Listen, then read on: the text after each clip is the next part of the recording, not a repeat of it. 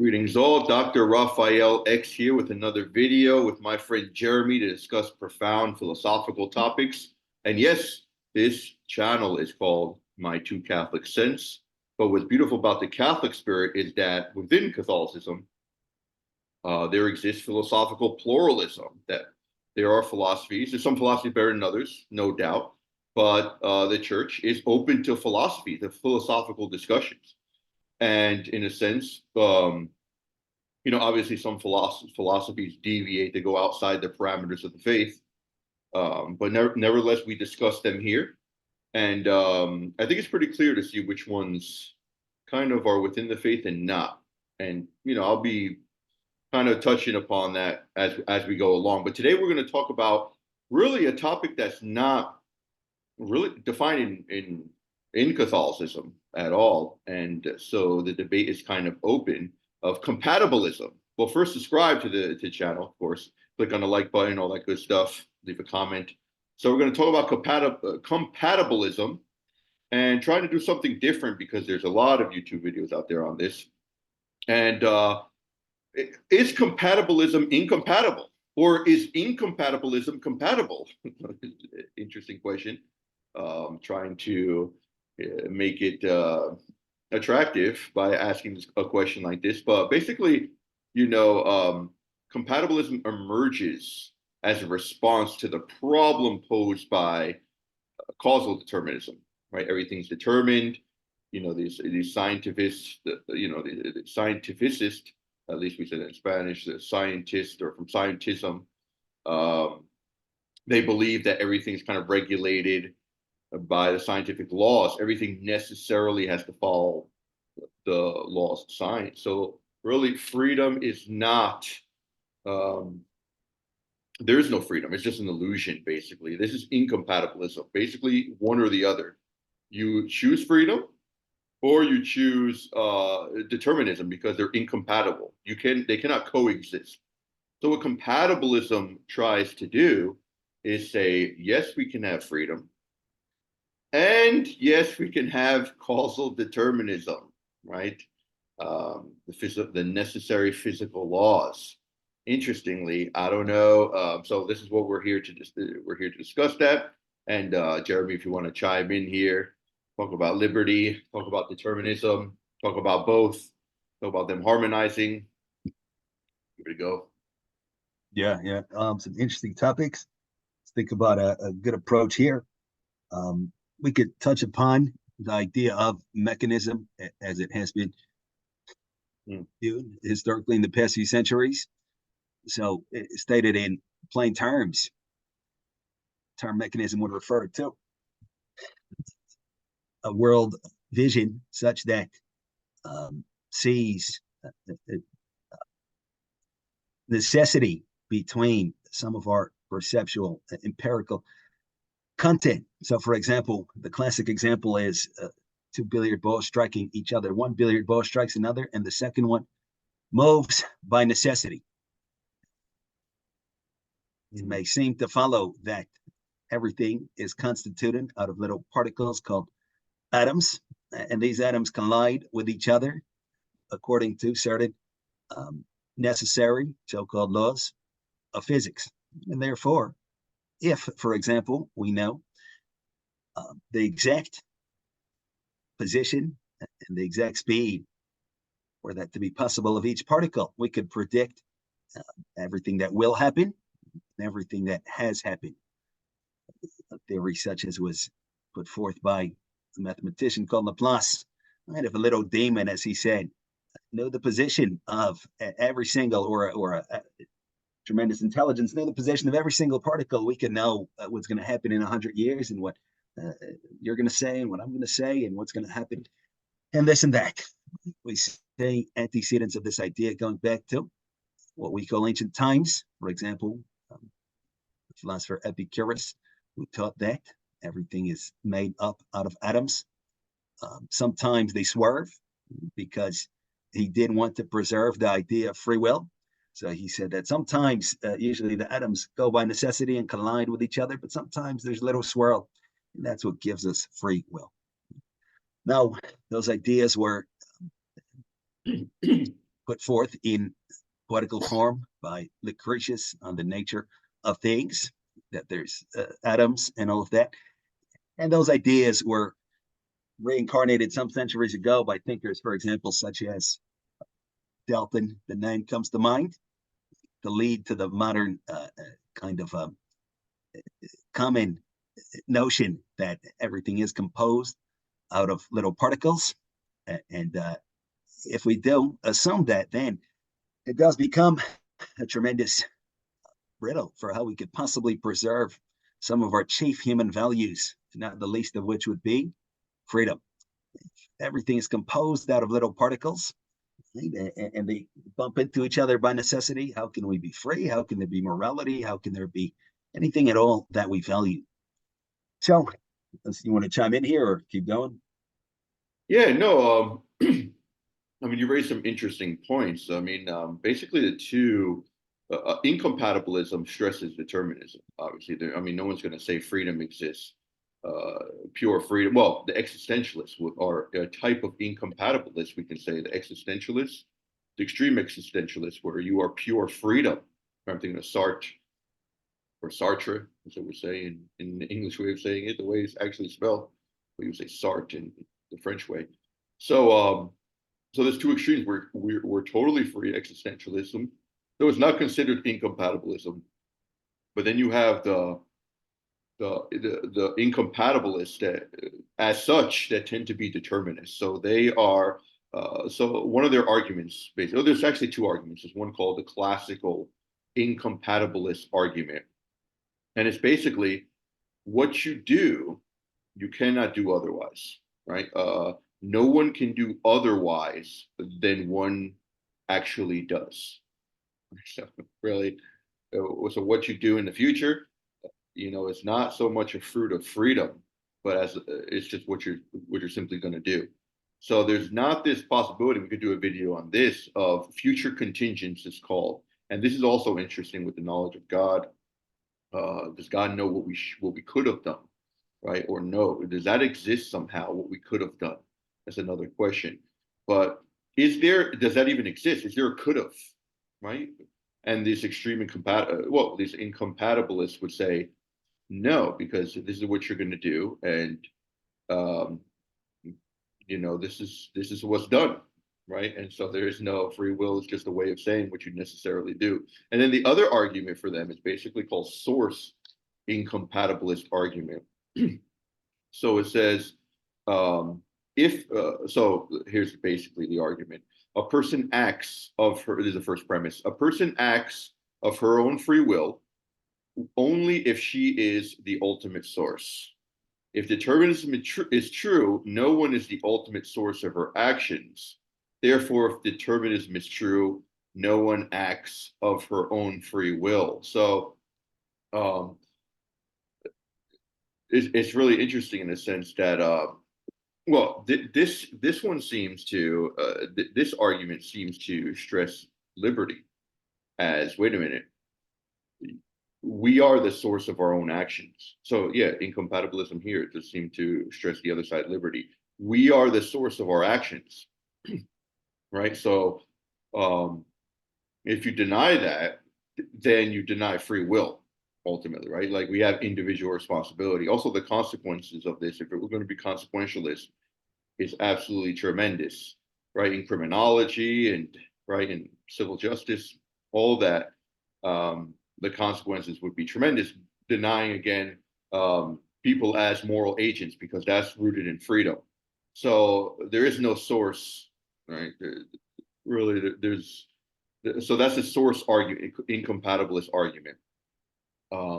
So I don't know if you want to respond here, because I was going to go into kind of like what compatibilists try, the three stages of compatibilism, which is a little bit complex, but we'll just kind of look at the classical one, and then try to look at possible solutions within the Catholic realm of doing Christian philosophy. But you want to chime in here? Yeah, well, just to good points, Professor. Just to keep going from where we left off with the atomism and such. So there's a couple of approaches here. when we said that insofar as we have this naive, thoughtless conception of the world such that has everything be composed out of little dots that necessarily collide with each other, and we are, as minds or as consciousnesses, epiphenomenons of such collisions, obviously, what is there to speak of as it concerns freedom? However, there's a number of issues with such a view. One is even accepting the premises of physics, even within the closed system, starting in towards the early 20th century, the entire notion of hard little particles completely demolished, again, within the closed system of theoretical physics. Now, it's probably as naive to invoke some or another so-called uncertainty principle as it is to invoke Epicurus's atomistic swirls. Right? We have freedom because the atom swirl, said Epicurus thousands of years ago in Greece. We have freedom of will because of the quantum schmantum and indeterminacy and all this kind of stuff. We don't need any of that. There's probably a different approach. We can think about what the term necessity refers to, what the term causal necessity or the phrase refers to, and where we derive our notions of causal necessity. Hume, the philosopher, made the good point that as it concerns our experiences, all that we have are contiguities, meaning I see one thing and then I see another thing. It does not follow from there that one thing, quote unquote, causes or leads to the next thing. So, for example, morning follows night. Do we say that night causes morning? If we were to naively just observe the world, we would see that, well, look, it's night, and then the sun comes out. So I guess night causes the sun to come out. No, we just see there's one thing and here's another thing. And the same would seem to be so for any and all of our experiences. Here's one billiard ball and here's another billiard ball. The true relation between the two, we can never derive on principle from experience. So where do we derive the notion of causal necessity? It would seem to be precisely from our inner life. So, for example, if I really, really want dessert tonight after dinner, and there's no reason that I can think of or that anyone offers to me to not have dessert, I have no other conflicting desires, and nothing else comes up, well, then it follows that I will attempt to procure for myself some dessert. That's necessary, and it's completely understandable simply from examining our inner life. There's a particular type of relation between my desire for dessert and my then attempts to procure the dessert, such as saying, hey, waiter, waitress, please get me dessert. So we can refer to that by the term causal necessity. What it seems that we do implicitly is we take this causal necessity and we throw it out onto some of our experiences, such as concern the billiard ball. And we say, well, it must be causally necessary that one billiard ball causes the other to move. But we say that we do not really, again, as Hume said, for example, we do not really have grounds for this extrapolation. Never mind, do we not have grounds to take this theoretical, mathematical world image of physics, right, which itself has innumerable issues, and then to apply this notion of causal necessity onto it and say that the atoms or whatnot, the Higgs boson, the electrons cause something, or that we're enslaved to them, as Laplace said, and others like him. It's not even wrong. It's just a bunch of senseless word salad. So if we designate by the term causal necessity that distinct relation, for example, between us wanting something and us necessarily pursuing something, if there's no counter desires, freedom would be an area of our inner life such as is not bound by the same rules. And that area, briefly, it could be pointed to with the term intelligence, or just self in the capacity of intelligence. So, for example, we're speaking right now. We have no idea what the other person is going to say. We can open up a book we've never read, and we can understand it, and we can read it.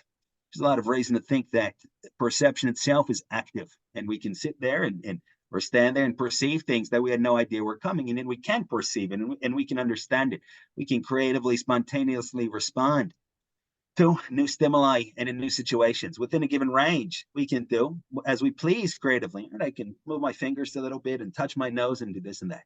So you can say myself in the capacity of, say, intelligence, to use that term, I'm free, as compared to myself in the capacity of volition.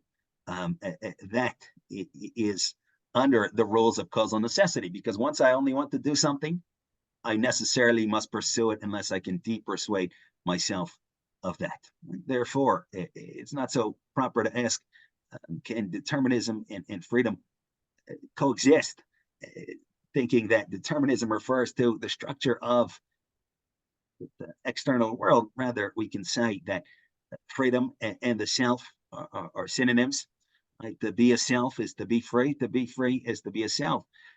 And the question is, how do we attain to true inner freedom, as opposed to binding ourselves through our choices, narrowing ourselves down until our creativity and our spontaneity and our ability to rationally respond to the world whittles down to a slim point, and then perhaps is gone completely. Yes, it's interesting they mentioned quantum mechanics because a lot of people say it does at least open the possibility within science to freedom because it's they contain laws that are not deterministic, right? They're probabilistic, which is interesting. So and they consider conscientious observation. Things can be other. They do talk about what could have happened, which is really fascinating. I think the interpretation of there's all quantum philosophy out there, quantum metaphysics, which this is what Einstein was really interested in towards the end of his life. Even though he won a Nobel Peace Prize in quantum mechanics, he was more interested in his interpretation. But John Bell, who was a huge pioneer here in quantum mechanics, he says actually the opposite, that quantum mechanics shows a super determinism, right? That freedom, it just I don't remember his reasons for it. Maybe do a video on that. I mean, it's really scientific. Well, science hand in hand with philosophy, of course. But yeah, he says it shows that everything's kind of super deterministic. So it's interesting how you have these two extreme within quantum mechanics. But I think you're right, and what you allude to is that the self immediacy, the immediate evidence that we have free will. I mean, sometimes you can appeal to the complicated and deny the simple. That's a lot of people, uh, a lot of these so-called intellectuals do that, right? It's like do not deny the obvious. Don't multiply beings unnecessarily. We don't have to justify. We don't have to prove something that's obvious. We are free, right? And and it's interesting because even in modern philosophy, um, they try to. There's a classical compatibilist because they're very pro science. They're after the scientific revolution. They do see the world, run by mechanical laws, especially during the times of Isaac Newton. So you have with Hume and Hobbes, the classical compatibilism. So what's interesting is, so they say, okay, we are determined, but they essentially define freedom in this negative sense. So freedom is what doesn't compel us to do something.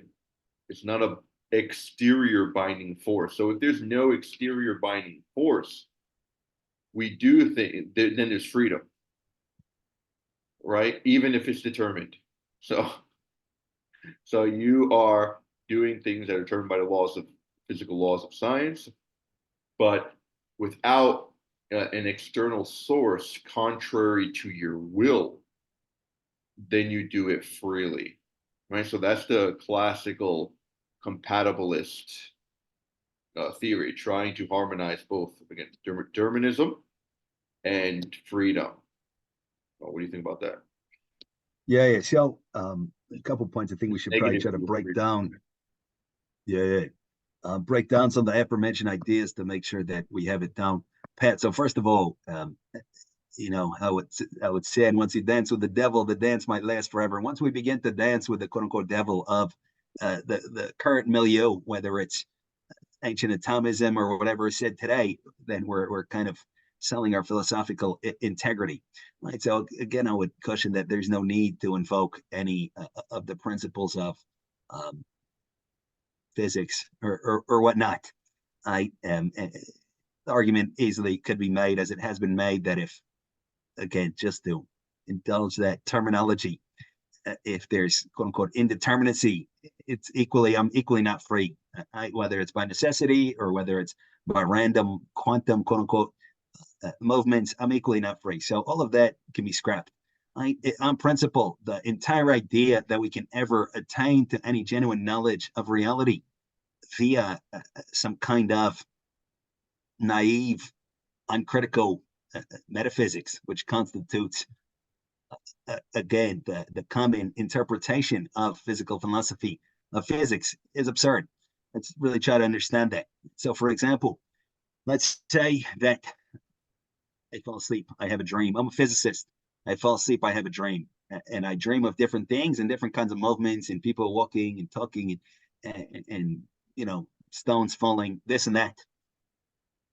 I can take measurements, right? I can mathematicize some of these perceptions. I can build up a framework that I say constitutes reality, right? And then from there, I can make further deductions and extrapolations using mathematics to suggest that, really there has to be the small little Higgs boson, the photons, the electrons, this and that. Is that or is that not possible on principle? Yes. It is possible. Well, that you can measure?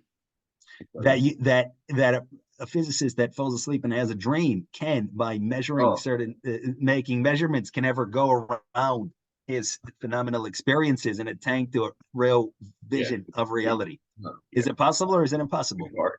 Yeah, no. Huh? It's not possible. Yeah. Period. Never, ever. Right? You can do it for a million years. It's the same thing. Not to suggest by any means that life is quote unquote a dream. Then the term dream would have no meaning. A dream is an experience that we have.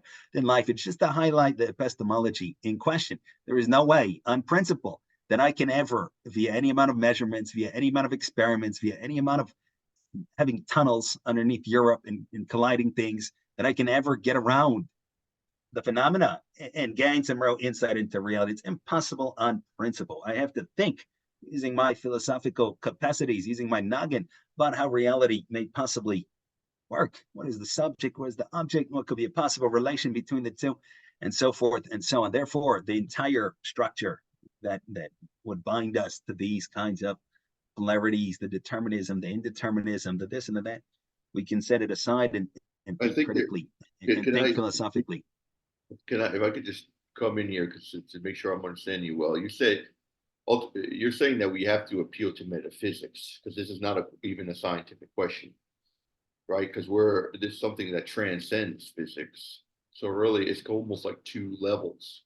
So it's like it makes no sense in arguing because it's kind of like a reality. It makes no sense saying that one's incompatible with the other because it's like in a reality on a level that is more metaphysical and not something that can be described with physics. Well, is that what I'm saying? Well, I think the argument would be that view that is unfavorable to scientific realism. Scientific realism is the view that basically the things that I was taught in textbooks is just the reality. It's just this vague sense that we have, well, what's the world? Well, the universe, and there's the atoms, whatever terms are in vogue now, several centuries ago. I just take these terms to be reality. That's what we mean by scientific realism. Put simply, so the idea would be that such scientific realism is metaphysics. It's just unconscious metaphysics. For instance, concerning perception, just one out of innumerable issues, a basic split that is implicitly indulged in is that between so-called primary and so-called secondary qualities, going back to thinkers such as Galileo, Locke, all those guys. All right, so basically, I'm looking at, a blue cap. The blue is mental, supposedly. The shape is physical. The tangible impenetrability is a mixture of physical and I guess mental that I feel it. Right, so there's this kind of weird conglomerate of mental and physical properties. Right? So there's something out here which is fundamentally different than what's in here. What I'm actually experiencing is behind my eyes, purportedly. Right? I look up at the stars, it's actually behind my eyes because the image that supposedly forms in my brain, the means via how this image forms are fundamentally unknowable, right? Supposedly terms like photons can be invoked, right? But then you need a thing in itself, photon, and a real photon, and the thing in itself, brain perception. It's a unbelievable. Once we look into it, it's complete gibberish. It's a bunch of incoherent and untutored ideas. All right, that again, here's the primary qualities, here's the secondary qualities. Let's get rid of the secondary qualities. They're all mental. Let's take the primary qualities. Let's measure them. All right, make certain measurements. Then let's have a kind of mathematical skeleton of what is the world, and then from there, let's further make deductions as to what the world is like, which is where terms like atoms and black holes and this and that come in. Right? All of that is complete fiction. Right? As a matter of fact, it's not fiction like a person thinks something up like Harry Potter. It's extremely impressive fiction. It's extremely kind of worthwhile fiction for those who engage in it. It takes a lot of intelligence, but it is epistemologically fiction, as a matter of fact, or so arguments against scientific realism would argue. All right, so the idea would then be that we can scrap that whole thing and simply think critically as to how reality may work, as opposed to just saying, okay, well, the physics and there's determinism and the little electrons and this and that and so forth. Does that make sense? Yeah, good. I mean, just push back a little bit. So, like, there has to be a principle of the belief, right? The first principles, which are immediately evident. You don't have to prove them. So scientific realism would say basically our senses give us connection to the outside world. So that would be the justification of science. And another principle which we perceive in reality, even though we immediately know it somehow, um, is that every effect has a cause. This is the basis of science. So if we do not believe this, there's no justification for science at all. So the determinist position is basically if every effect has a cause, how can you be a primary cause without being an effect of another cause? You know what I'm saying? So I think we can't just dismiss. There's a problem with kind of just it's complicated. Let me just let me apply the Occam's razor. It's like oh, forget this is this is let me not consider that in a sense, but because I think there is much to consider. With and scientific realism is basically epistemologically saying we can know the world and we can communicate what it is because it's real. Real meaning extra mental. The problem it seems like what you're saying can can at least propagate or defend like an immaterialist type of view, or maybe an idealist or a type of view, and maybe rationalism also, in the sense that the justification is intramental as opposed to extramental, which is there's no the evidence and certainty become one and the same. Certainty being subjective state and evidence is objective, but so there has to be, if I'm understanding well, you let me know. Um, that's why we have this conversation. It's great. These are great. Uh, that really science has to be affirmed in its basic realism. And I know some people say it's naive, and I understand that it's a naive realism, but there has to be a principle of science which we immediately accept to build on. Because if there's no foundation, you can't just prove ad infinitum. If there's no foundation, which are called the first principles, like biology says life exists, right? This, or what is life, right? These are the first principles. Then we can't build any science. Yeah, great points. So we could address the first comment you made concerning the senses. The senses themselves exist on the same epistemic footing as any and all content. I don't have any exclusive knowledge concerning my senses or my nervous system or my brain or my eyes, such that does not apply to the content that appears in connection with those senses. So, for example, I don't know in any special way that my eyes exist more than I know that the blue bottle cap exists. I can see the blue bottle cap. I can see my eyes in the mirror. I can touch this. I can touch this and that.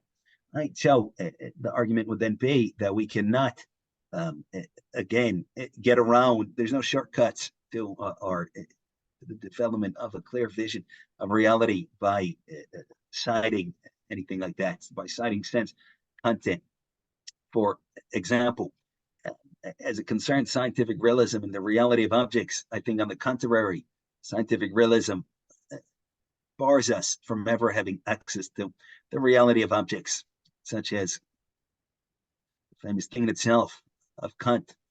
Right? So the philosopher Kant said that we can only have knowledge of phenomena, but the thing in itself that causes the phenomena is ever unknowable. It's in the mind. All these qualities are in the mind, but what's out there is unknowable. Present argument would have it, it is knowable. The blue bottle cap is just what it is, exactly what it is. It's blue and it's a bottle cap. And the way to define it would be use that term in rationalist terms. For example, you can cite a relation such as a bottle cap is something such that can be used to screw onto a bottle to keep the water from going out, but that's a rather universal. How do we know which universal we refer to? Well, we have to invoke specific relations. For example, this bottle cap is one that was made at a certain factory by certain workers. And who are those workers? Well, they're people that have certain parents. And who are those parents? Well, they are people that have certain parents. The factory is one such that is 10 miles from this place and 11 miles from that place and 12 miles from that place. So basically, in order to fully define the blue bottle cap, according to a certain type of logic, we would have to cite each and every relation that applies to it. That it's 1 centimeter from something, it's a foot from something else, it's a mile from something else. If we cite that entire set of all applicable relations, we have the in itself bottle cap. And Yeah, yet, the phenomenal bottle cap, that which we perceive, can serve as a sufficient summary for that set of relations. And therefore, we can simply point to it and say, it's just what it is. I have this image, I have this touch, and yet what it is in itself is not some kind of unknowable thing in itself in the Kantian sense, but that superset of all possible relations. And I'm saying that's just a view that perhaps is a little bit more supportable than some of the aforementioned naive views that were mentioned. yeah, that's I mean, I would again push back on that to say it's really in metaphysics, classical metaphysics, they would say if it's relational prior, it has to be a substance. It cannot be pure. You cannot define it. Well, you can define it on a relational basis, a bottle cap, but there has to be a thing in itself, us having a substratum. Has to be something that makes it a thing. Like what makes a thing a thing? Like it has to have a whatness that makes it subject to being relations. So and it has ontological priority before the relations, if that makes so. It um, I mean, the problem with Kant is just a step to idealism. I mean, if you don't know the thing in itself, ultimately you don't know the thing. The later idealists are spot on interpreting and taking one step further with Kant.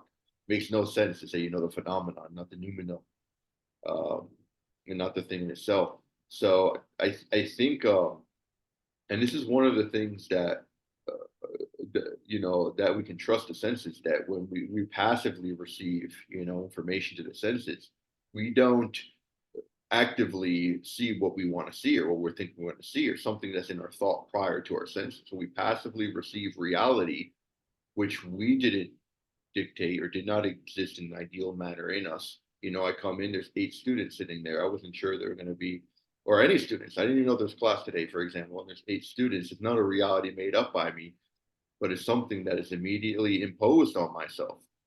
So it's something that, and this is the problem with the senses, denying the senses, um, kind of like what Hume did. He fell into skepticism. You cannot justify knowledge of the exterior world without the senses as a bridge. I mean, Descartes tries to justify God being that bridge. God is the one that illuminates me to know everything outside of me, but you just fall into you start from the idea, you fall into the idea. And you see this with the secondary and primary qualities a little bit because they're starting to fabricate reality within them. But I think with the determinism, there's an interesting, I don't think we can just simply dismiss their position in a sense, because we have to believe that every effect has a cause. An explosion happens, we know there was a cause to that. And how do we know that? It's intuitive, right? It's the first principle that we know through intuition that something fell. There's a cause. There's a leak. There's a cause. There's always so that's the basis of science. So again, but how do we justify the freedom? And I think you might have alluded to it before, and this is the position kind of compatible with Catholicism is that you can only in the material realm you cannot justify freedom. It has to be in the immaterial realm, the soul, the existence of the soul is going back to our prior video. Only the soul can justify freedom. So maybe in a sense, the compatibilist answer would be, I don't know if it's orthodox or not, lowercase o, orthodox, is that in the material realm, yes, things are determined. There's no freedom with physical laws. Right? You can't walk off a cliff and say, I'm going to defy the laws of gravity. No, but we have moral freedom. Right? I could do evil. Right? I can actually do an evil. In a sense, there's moral freedom. I mean, I'm supposed to do good, right? But I cannot do the good. So I can break a moral law, right? So, and that pertains to the moral realm, which is immaterial. So, in the immaterial sense, there's freedom, but matter as such is all subjected to the physical laws by necessity. And in that sense, because man is body and soul, maybe there may be that compatibilist answer where we have the matter and the immaterial kind of immersed within each other. Uh, and that's what we are essentially, body and soul into one being. But go ahead. I don't know. I've said many things. Yeah, no, there's some great points. I think But we yeah, I can don't we even know can if I'm understanding your position correctly, because it seems like you're defending the existentialist position where everything's freedom. Really, freedom is what is. I don't know if that's what it seems. yeah. So let's take a look at that notion of causal necessity. And I would say that if we do grant that there's such a thing as causal necessity, Yeah, as we may be liable to understand it, and it applies to stuff, but it does not apply to me. We bump into insufferable objections and interactionism, some of the themes that we have discussed. So let's take a look at that notion of cause really carefully. The argument that I offered, the suggestion that I offered, has it that as it concerns the phenomenal world, that which we perceive, all that we have are contiguities, meaning one thing follows another thing. That is what we have. I drop this bottle cap. All that I can say, at least the fingers, the bottle cap drops. It is what it is. However, if I self-supervise my own intellectual processes, I see that uh, there's certain necessities imposed onto me. For example, let's say that um, right now, right, you're looking at a laptop. Are you able to? Is it possible for you to take that laptop and smash it into pieces? yeah, yeah. I guess so. So do it. So do it. No, no. Right. So you can't do it, right? We've been through that before. So there's a difference between physical possibility, which is you're imagining what are my physical capacities. I can't punch through a brick wall, perhaps, unless I'm some kind of kung fu master, but I can smash my computer. We're conflating that with actual possibility and impossibility. And in order for you to be able to smash your computer right now, you would have to have what's called a motive such that exceeds the cost as you understand it. So if I were to tell you, let's say your computer is worth, to be generous, 2,000, and I give you, and I say 4,000, and you have an assurance that you're going to get it, can you smash your computer then? Sure. Right. Depending on what's on it, maybe you would have to back it up. But if I give you a sufficient motive, you'll be able to do it. But if you don't have that sufficient motive, you can't do it. It's not a question of I can, but I just don't want to. I cannot have that desire. We can begin to notice that we're going down a very rather narrow path in life. And at any given moment, there's only a few possibilities. I cannot, let's say I'm driving, I'm a normal person. I can't throw my cell phone out the window. It's not that I can, but I won't. I can't do it. And I can't even go somewhere else, chances are, other than where I'm going, unless there's a reason to.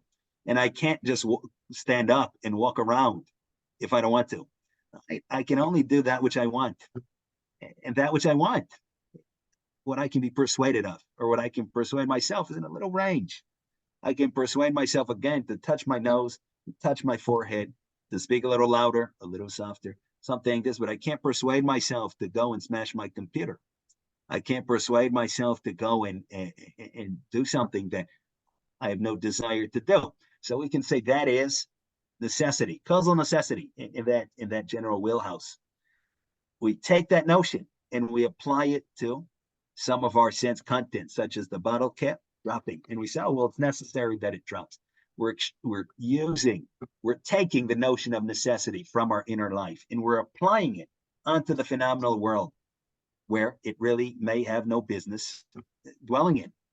So, for instance, just again, to use the analogy of the dream, just because it can be useful, right, as it concerns our knowledge, we understand a dream is something that's a function of creativity, spontaneity, and such.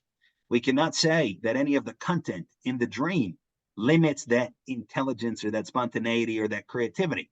Right? The laws of physics or the electrons, no, it's preposterous. The whole thing is a phenomena such that is in light of certain rules and regularities concerning our inner life. So the argument here would be likewise. We cannot take the notion of causal necessity, which we derive from our inner life, such as concern some of the dynamics that were just mentioned, not being able to smash the computer, but being able to touch my nose, this and that. We can't take that notion and then apply it to objects, never mind the words like atoms and electrons, and then say that that limits our freedom somehow. Does that argument make sense? Or Yeah, but it seems like you're you know what I'm defending saying? determinism in a sense because um, the causal, if you're not distinguishing between I won't and I can't, uh, then really where's the there is no openness to freedom at all because you just it's just absolutely necessary that you won't break you since you won't break it you can't break it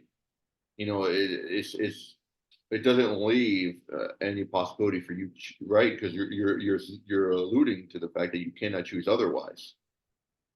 Yeah. So no, awesome point. Yeah, that was going to be my next point. So now that we have hopefully kind of taken care of this idea that we're limited by causal necessity as it exists out there, as it applies to some of these terms that we learn, the atoms and this and that, we're still left with necessity as we see that it exists in our inner life, right? And here the idea, a couple of ideas, a couple of realities can be cited. Perhaps one would be, again,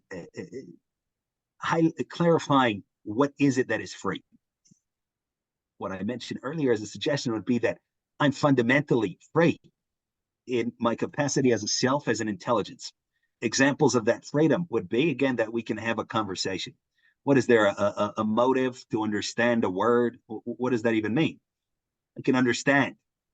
I can imagine. I can think. I'm fundamentally free. But as it concerns applying that freedom to actions, there it's a different story. And there I proceed down a given path, it with only a little range of leeway. So normally I don't think, and I just do whatever appeals to me. I'm going to the store. What do I need today? I'm in the mood for ice cream. I'm in the mood for this or that. Sometimes there's the possibility to think. And that is the possibility that we need to take advantage of in order to fine tune our preferences. Right? But ultimately, moral freedom, I think, is concerned with the changing of our character. Because insofar as I have a given character, I necessarily have to act in accordance with that character, ultimately.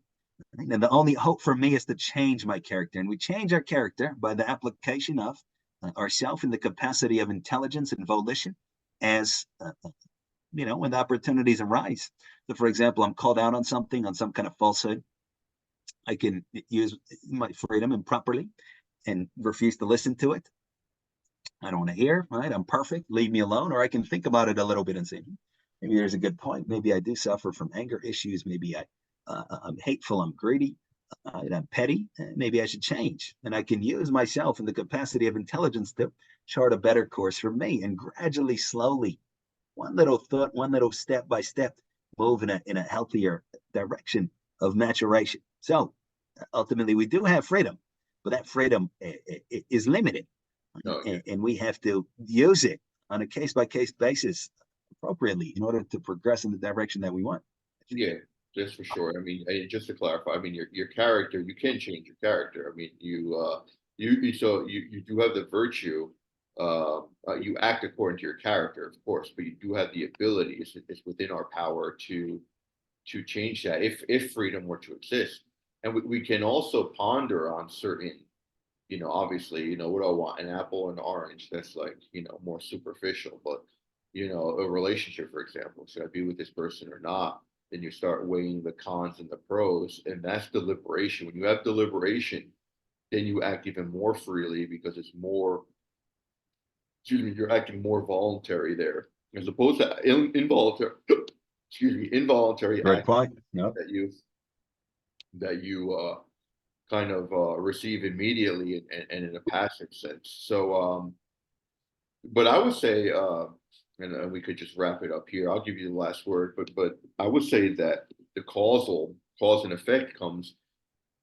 Yes, it's a principle that we're built with, but it also comes in the outside world. We can justify it, even though we don't see the causal nexus. We can say it's the basis of we can have a philosophy that's in theory divorced from the practical life because every single thing we do is based on cause and effect. Every single thing, from walking, from eating to sleeping, from speaking, from moving the tongue to speak, from moving the eyes, every single thing is based on that relationship. So to deny it as Hume did, to say, oh no, that's just we just see the continuity between before and after is absurd and it's something divorced totally from the practical life. I flip the switch to turn on the light, I move my hand. So we're totally imbued in a world that is well, no, we are immersed in a world that's imbued with is penetrated with this cause and effect, that every effect has a cause, and to obtain a certain effect, I need to do something as its cause to bring it up. Now the question becomes, now in physics, the effects always have the same cause, right? I see that's why you can teach science, right? It's universal, it's generally immutable, right? We say gravity is the cause of things falling down, right? So it's generally the same. But when now with morality, and now this is the realm of the metaphysical, uh, what are the cause of moral acts? The subject, the ultimate source, and that has to be a first cause within that person. And we talked about this before. That has to be immaterial because material things need another cause, and that's what physicists. That's the problem with determinacy is they just say, well, this has a cause, this has a cause, this has a cause, this has a cause. Well, forget it. There's no freedom. It's just everything's determined, and that's it. But we say believing in the soul is that wait, this material thing does have a cause. It has a cause, but then there's a first cause, being the soul, uh, which causes the material things and the kind of material things to fluctuate to go necessarily. Everything goes, but then the soul as the source, right? In the moral realm, my body, like I can murder someone, but who did that? The person did that, freely did that. Our whole court system, right? Our whole justice system is based on that very premise that you are responsible for your action because you freely did it, you caused it, you entirely. Now there are some external circumstances that influence, but really, the individual responsibility comes down to you as the subject freely. So even though our body, right, we have the material cause in the physical realm, we also have in the metaphysical realm, um, right, we have this freedom to, or we have the cause also, but it causes in a free sense. But go ahead, I'll give you the last word, and then we'll end it with here. Yeah. So great points, Professor. But the first thing you mentioned is that causality is an instrumental notion in our experience. So yes, in a sense, but again, to the critical understanding, things are not so simple. And that's why there have been sophisticated views such as, say, the occasionalism of a Mel branch that really tried to think about what causation is. So, for example, it would seem to be a simple matter, right? What's the cause of the light going out? Well, because I hit the switch. But if we do analyze it, right, what is the cause, to use that word? Is it that my hand moved? And what's the cause of my hand? Is it the biceps and the triceps and the brain, this and that? And is it the electricity? Or maybe it's the cause that the electrician built it like this, right? And the cause of that is that the electrician's parents had him or her, and so forth and so on. So it's not actually as simple as it concerns causation and the empirical world. That's why, again, I think we should really try to understand that, right? We keep overlooking that a little bit. The argument here says that there is one source for the notion that we can term correctly causal necessity. That is our inner life. For example, it is causally necessary that I cannot smash my computer unless I want to, so do. And it is causally necessary that if I really want to take a drink of water and I only want to do that and nothing else comes up, I will strive to so do. Those are causal necessities proper. As it concerns any and all of our experiences, the light switch going out, the rock falling, all we can do is we can observe the order of things. And we can say, when I hit the switch, usually the light does go off, but sometimes perhaps it might not because something is jammed. When I drop a stone, usually it does fall, but perhaps if I'm an astronaut and I'm on the moon, something else may occur. I'm in a zero gravity environment, something else may occur. That is how we salvage, I think, the notion of freedom, because if we say that no, causal necessity really does apply to some of these contiguities, then it follows that either we need some kind of um, extremely untenable split in reality, where we do say some aspect is quote unquote mental, some aspect is quote unquote physical, and there's some kind of interactionism, and there's some kind of compatibilism, and this and that. Here we're spared of all of these problems. We see where the notion of causal necessity it comes from, is derived from. Right? And as it concerns our phenomenal experiences, we can observe them and we can note them and we can note right rules and regularities descriptive of it, which can enable us to do science and to make reasonable, but presumably not absolutely certain inductions concerning experience, and to build up models and make deductions from them, and therefore send people into space and do all kinds of cool stuff. That does not make any of that causally necessary in the sense that applies to our inner life. Right.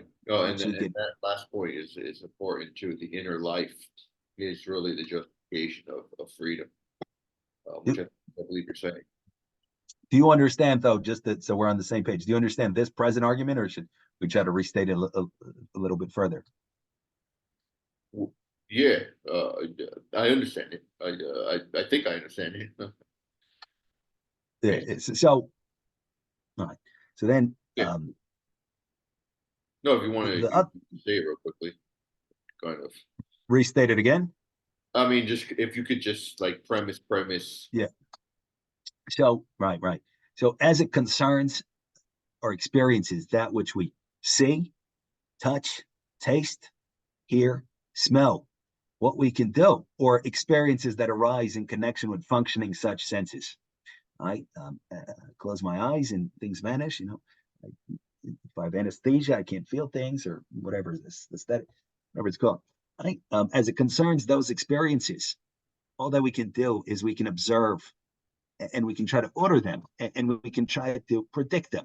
So again, for example, in my experience in the past on Earth, every time that I have dropped an object, it's fallen.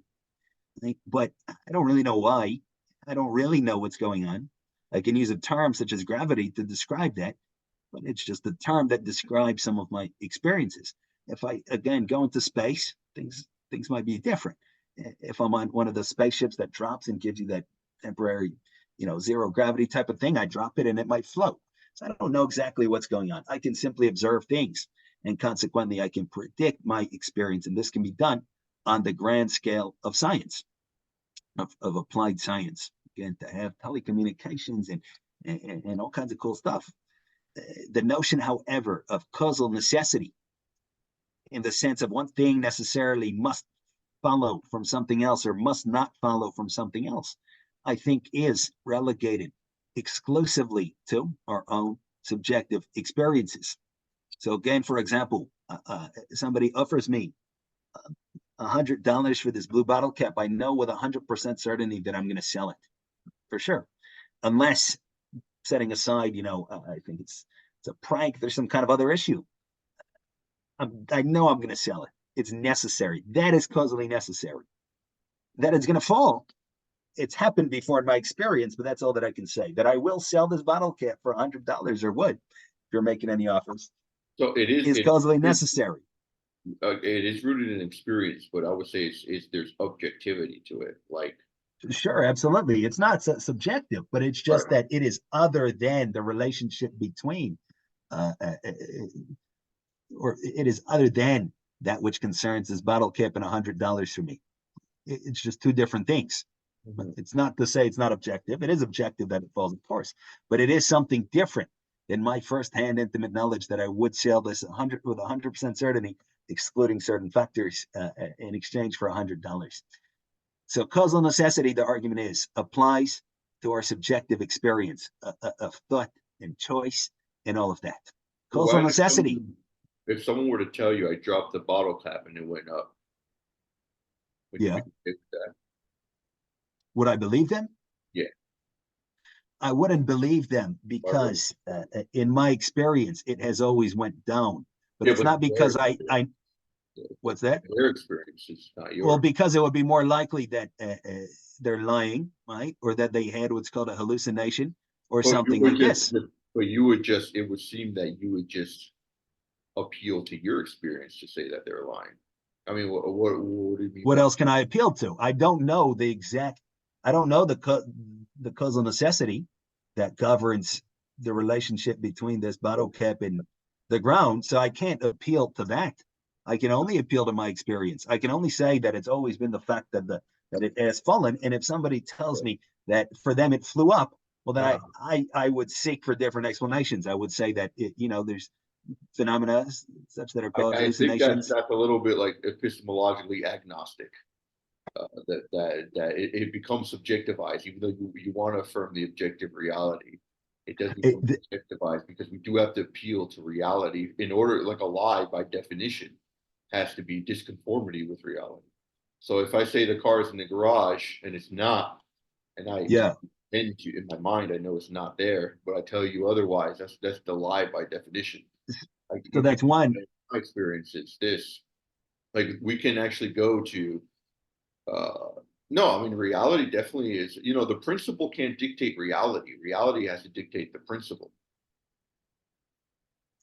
But we understand. We should definitely, we should do a video on causality. I think that'll be really interesting. What do you think? Yeah, we can. Yeah, but because it's that taking that turn to like the whole justification of science, which is interesting. Yeah, for sure. But just to quickly, go ahead. Wrap up with these points. Yeah.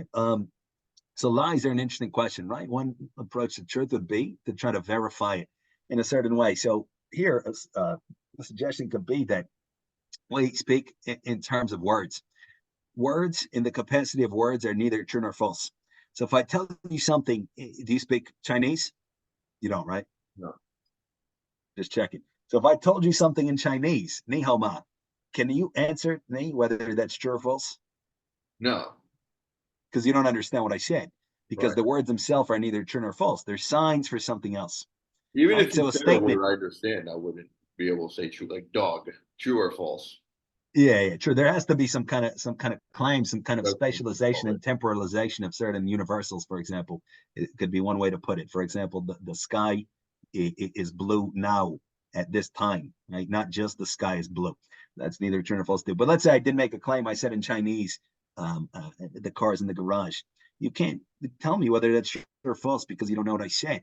However, if you do understand, if I say it in English, my car's in the garage, you can form a conception in your mind of what that would, how that experience would unfold. I open the garage and I see something such that I define as a car. I can have further criteria. It has to be a working car. It's not a fake car, this and that.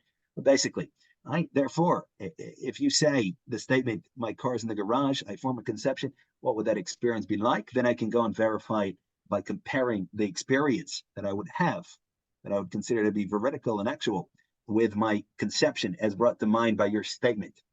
I think that's something different, however, than claiming that we do have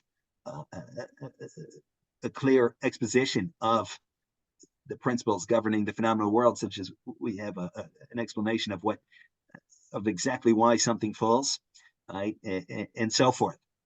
And I think then the argument would still hold that causal necessity is relegated to our subjective, to our subjective experience. And in the phenomenal world, we have contiguity. We have one thing follows another thing, albeit with oftentimes a regularity such that enables science, right, and so forth. But briefly, right, then again, we would be thrown back onto ourselves. Yeah. We are synonymous with freedom. I and freedom are nothing different. And the question is, how will I become truly free? And how I become truly free is by improving my character through true and honest thinking throughout my life. Whenever I have an opportunity to gain in self-knowledge, to be a little bit self-critical, to engage with a moral message, with being stirred and shaken up a little bit, I should try to be as honest and sincere as I can, using my freedom properly. And that way, hopefully, I will improve my character to where what flows by necessity from my character are good deeds, which would then be a testimony to my character. Right? Right. It would be the fruit of who I am, which can be influenced, it seems, by that which we call freedom. Yeah. But I would just say, well, truth is there's a conformity here, and it can't be closed to the subject. Like truth is by definition the conformity with subject and object. Like, so I say something and it's true because it's verifiable. But you're right in the sense that science is constantly evolving. So it is hard to be kind of closed-minded in science, say this is absolutely the cause. So there is also openness to, proximate causes, remote causes, which are all within dentral inside causality. Uh, but the notion of truth, I think the truth has to appeal to an objective reality, or else we just fall into some type of agnosticism here, which if the other person just appeals to my or on myself, if I'm just appealing to my own subjective, experience of things, that experience I would objectivize, right? That experience I would objectivize that I know things fall because yes, I have experienced it, but that's also part of the universalist reality of things. So it's not merely something subject, but we definitely gotta go. Went over an hour, but let's definitely continue this with causality. All right. Well, Oh, God man, sounds good. bless.